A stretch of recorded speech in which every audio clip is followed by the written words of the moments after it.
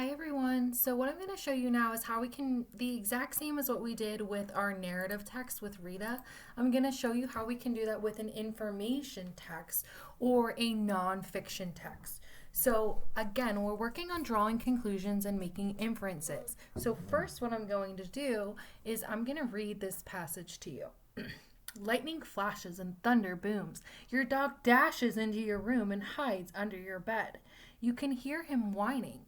When you look under the bed, you can see him shaking. It is hard to know what to do.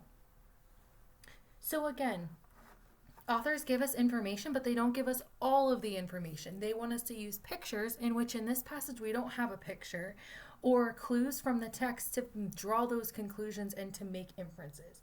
So a question that I'm thinking as I'm coming up with my question, what I'm thinking is, it doesn't tell us what is happening. So my first question is, what is happening? As you can hear, my dog right now is whining. So what is happening? And clues that might help me figure that out from the text is that I see, if I refer back to the text, I can see that lightning is flashing and thunder is booming. So I'm going to type that here.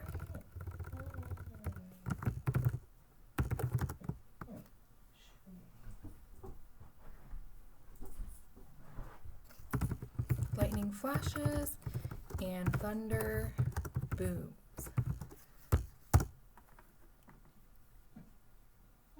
So then my conclusion might be is that when I know that lightning flashes and thunder booms, that means I think what's happening is that there is a storm.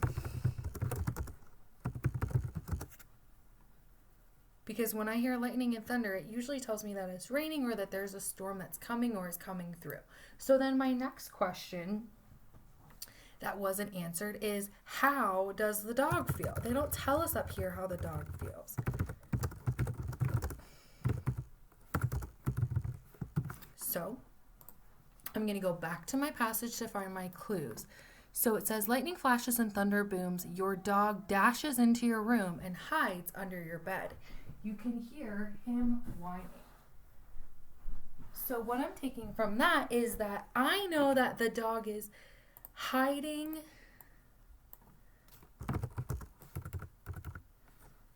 He's whining and hiding under the bed. So I'm thinking about that and thinking even about my dog. So when it's lightning flashes and thunder booms, if my dog dashes in my room and hides under the bed and I can hear him whining, usually what that tells me is that my dog is scared.